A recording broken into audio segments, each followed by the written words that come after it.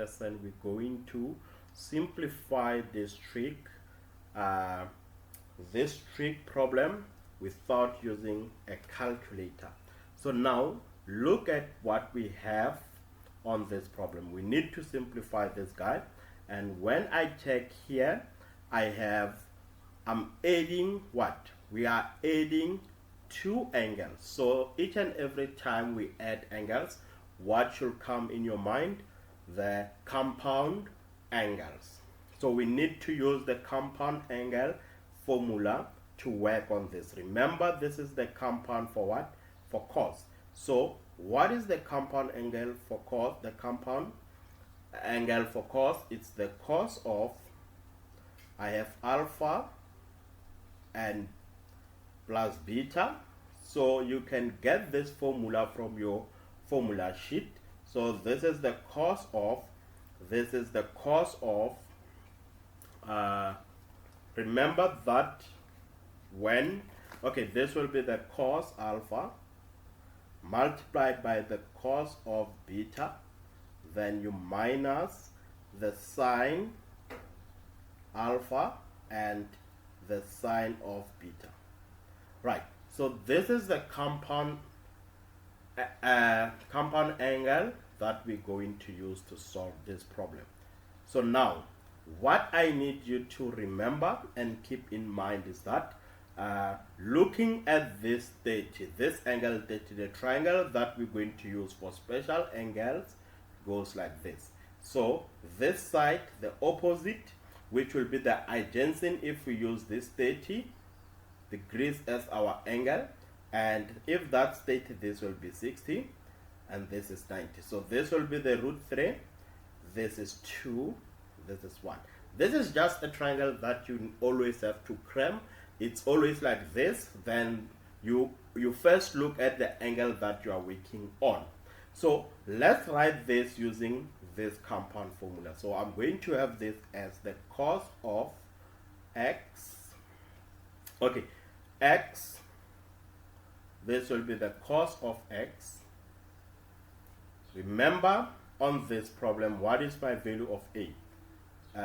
The value of a, alpha, it's x, and beta, that will be 30. So where there's alpha, we put x. Where there's beta, we put 30. Where there's alpha, x. Where there's beta, we put 30. So let's quickly write that. That will be the cos of x multiplied by the cos of that 30. Then we subtract the sine of x, the sine of 30 degrees. Right. So when you have it like this, we're going to use this triangle to substitute our special angle. So we know that we can get the cos of 30. So this will be the cos of x multiplied by, what is cos 30 according to this triangle? Remember, this is my angle. So cos, according to SOHCAHTOA, cos, it's adjacent, which is going to be the root 3 divided by it's adjacent all over hypotenuse. So this will be root 3 over 2. Then we minus the sine x. And what is the sine of 30? Sine, its opposite. So my opposite, this side, because is the side that is opposite to that 30, which is 1. So this will be 1 over 2 because it's opposite all over hypotenuse. So when I have it like this, remember that the cos can be over 1 and also the sine can be over 1. So we row multiply. When I say row multiply, this is what I'm trying to say. You take the cos, you multiply that with the root 3. You take the 1, you multiply it with 2. The sine with 1, the 1 with 2. We are row multiplying. So let's quickly work on that. So what do we get on top? So the top part will give us the cos x multiplied by the root 3. Then we're going to say everything here is divided by 2. Then minus the top part that gives us the sine x times 1, which is just sine x, and this guy is also divided by 2. Right, can we simplify this further? Yes. Remember that if I have a plus b and everything is divided by c, I can write this as a over c plus b over c. So I have it in that form. I can reverse the law and write it in that form. So I can say this is the cos x root 3 on top, then we minus the sine x, and everything is divided by 2. Then that's it. You are done solving, you are done simplifying this problem. We can simplify this problem using the compound, the sine compound formula, which says that the formula is the sine of alpha. If I have the sine of alpha minus beta, this is equals to the sine alpha, the cos beta. The sine remains the same. We minus the cos of alpha and the sine beta. So this is what you have, right? So from this problem, we can see that we are working with a special angle of 45 degrees. So the triangle that we're going to work on goes like this. So this is my 90 degrees, and if this is my 90 degrees and one angle is 45, this tells me that both of these two angles are 45 degrees.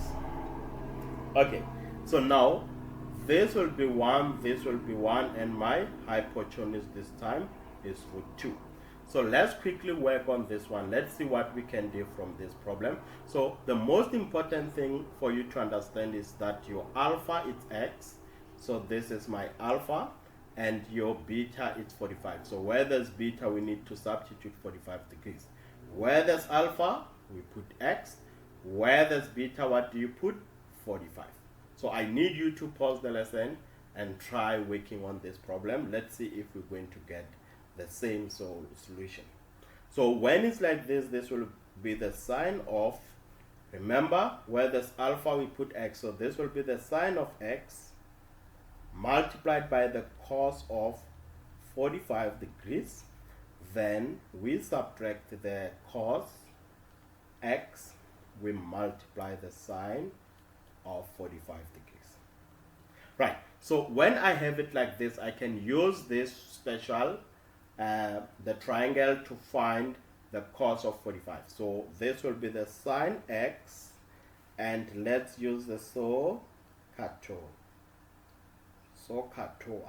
Okay, so on this one, sine, the cos is this one, which is adjacent all over hypotenuse. So it will be the cos 45, it's 1, which is my adjacent, over hypotenuse, which is root 2. Then we subtract the cos x. Sine 45, its opposite, which is 1, over hypotenuse, which is root 2.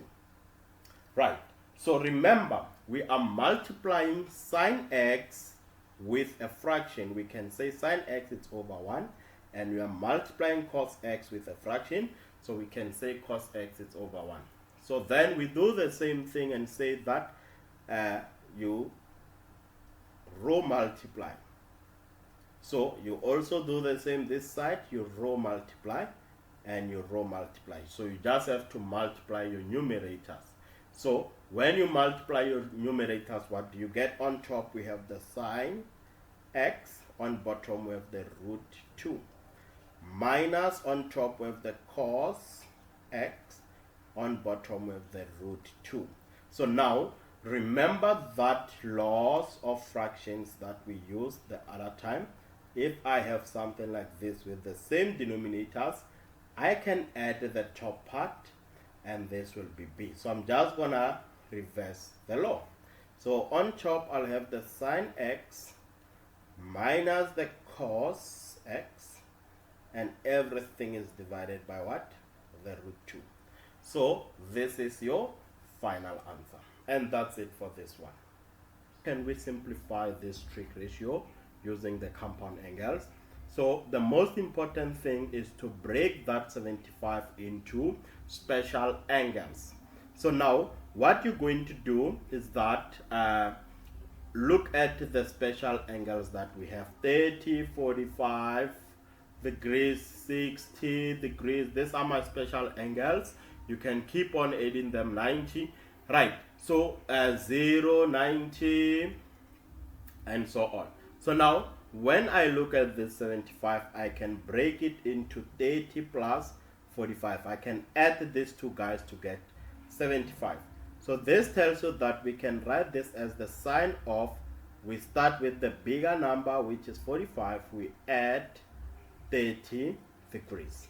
So now what is the formula for, what is the compound for sine? So the compound for sine is going to be the sine of, this will be the sine alpha minus beta. Right, so this is equals to the sine alpha, the cos beta. The sine remains the same. We're going to add the cos of alpha, the sine beta. Okay, so when I look at this, this will be my alpha, this will be my beta. So my alpha is 45. So where there's alpha, we put 45, and where there's beta, we're going to put 30. So let's work on that. What is this equal to? This will be the sine of alpha, which is 45 degrees, then which is multiplied by the cos of beta, which is the cos of 30 degrees. Then we're going to add the cos of that alpha and the sine of that beta. This is easy. Where there's alpha, we put 45, and where there's beta, we put 30. So now I'm going to need my special angle triangles, the triangles that we use to find our special angles. So first thing first, I need the one that has 45. So look at this. If that angle is 45, both of these will be 45. If this angle is 90, both of those angles will be 45. So we said that this one is root 2, 1. It's always like this. It doesn't change. And the other angle, the other triangle that can give us 30 is this one, where we have this as 60 and we have that as 30. It's always like this, né? So this is 1 and the opposite is root 3 and this will be 2. So let's use this triangle to substitute in the sine 45. Let's start with the sine 45. So I'm just gonna use the SOHCAHTOA and say that sine is opposite all over hypotenuse, but we need to focus on the one that is the angle 45. So if this is my angle, sine its opposite, which is 1 over hypotenuse, which is root 2. Then close this. Then let's find the cos 30. So if this is my angle, cos is adjacent. The angle that is adjacent here, it's going to be the root 3. So this will be root 3 over hypotenuse, which is 2. Then we add the cos 45. So this is my 45. Cos is adjacent. If this is my adjacent, which one is, if this is 45, which one is the adjacent? 1. So this will be 1 over, this is my adjacent over hypotenuse. So this will be 1 over root 2. I hope this makes sense. Close the bracket, then let's work on the sine 30. So sine 30, this is my sine, it's opposite, the side that is opposite to that angle is 1 all over hypotenuse. So this will just be 1 over 2. Right, so when I have it like this, I can row multiply. Remember what we talked about on the previous example? We row multiply this times that, and we multiply this with that. So now, what do we have on top and what do we have on bottom? So this will be 1 times root 3 is just the root of 3, and 2 times root 2, that will be 2 root 2. We need to add these two. 1 times 1 is 1 over 2 root 2. Look at this. The denominators are the same. We can add the numerators and divide that by that 2 root 2. So you can leave your answer like this, or you can rationalize. So if you need to rationalize, this is how you can rationalize your answer. Let's say you want to rationalize. You're going to multiply the top and the bottom part by that root 2, because we are rationalizing the denominator. So this will be root 2 over root 2. You multiply top and bottom by that one. So now, what do you get? You need to multiply everything inside the bracket by that root 2 on top. This will give us 2 root 3 plus root 2. Because when we say you rationalize, it's like we are removing what? The root on the denominator. Then you do the same, this times that 2, and then this times that root 2. So this will give us 2 root 2. Then, oh, I'm sorry, this is a term. Né? I see now, this is a term. So we just have to multiply this by that term. So we're going to say 2 times 2 root 2 times root 2, which will give us, okay, this is like saying 2 root 2. We multiply that by root 2. So the roots will cancel, will be left with what? Will be left with 2 times this times that is just 2. 2 times 2, it's 4. So this will be over 4. I hope you guys understand what is going on here. And this is how you rationalize the denominator. So I'm going to have this over 4. So it's either you can leave your answer like that, or you can rationalize and put it in that form. And that's it for this problem.